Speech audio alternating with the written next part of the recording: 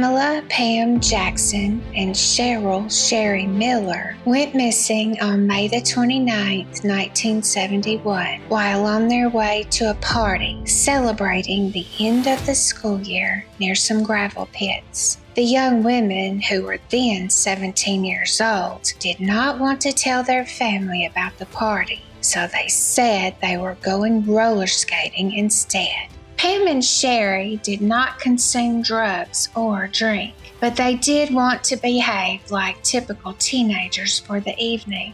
That choice would turn out to be fatal.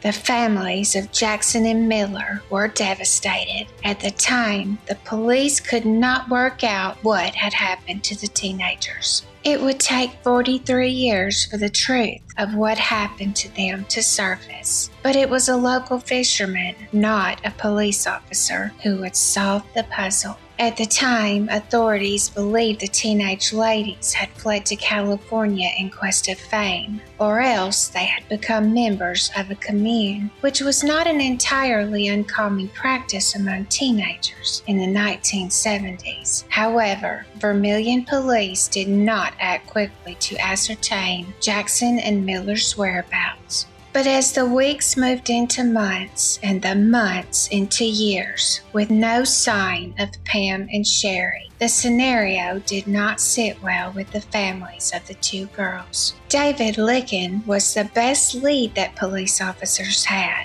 Investigators were informed by Pam Jackson's neighbor that he overheard the teen talking on the phone using a party light. The neighbor overheard Jackson talking to a man named David about smashing her hand in a car door. On the call, David allegedly admitted that he wished he had photographed Pam. During the initial investigation, this tip was overlooked, but it resurfaced when the cold case was reopened in early 2000.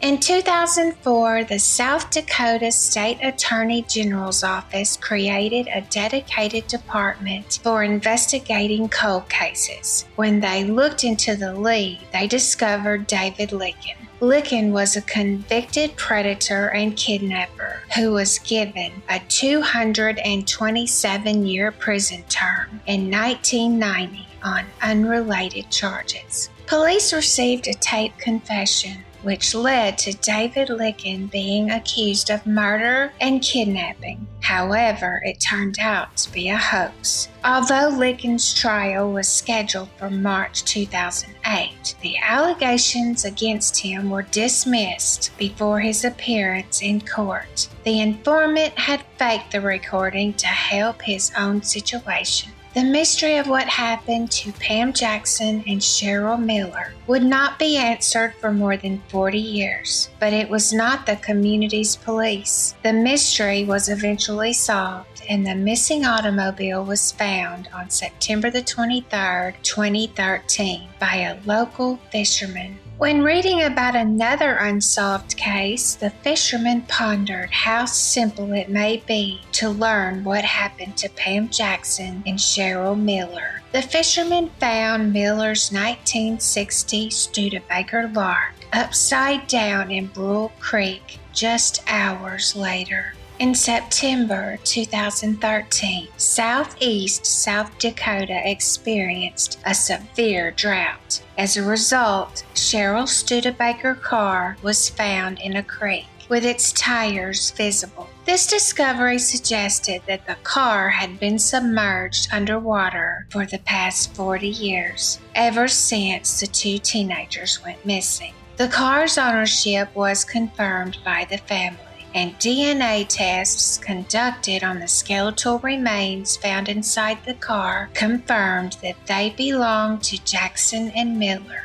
Forensics confirmed that the scene was consistent with a car crash. It was ruled to have been an accident. There was no foul play involved. The car lights were on and the car was in gear. Both of the girls' remains were found in the front seat. The girls were not familiar with the area and did not see where they were going on the dark gravel road. Tragically, Pamela's loving father passed away just 5 days before her bones were discovered in the river After 42 years of searching for his missing daughter, practically every day, he was 102. Sherri's little sister never gave up that she would be found. Sherri's mother had another baby 3 years after she went missing. This changed her little sister's life, mourning the sister she never knew. Sherri and Pam's friends and classmates have never forgotten them. They are greatly missed to this day. Tragically, the teens were only a half-mile from the party. I know this one is not considered a crime. However, it was considered a crime for many years. After the girls had been missing for such a long time, they came to the conclusion that something had to have happened. I consider this one a cold case solved. Have you ever heard of this one? Thank you for watching. I'll see you on the next one.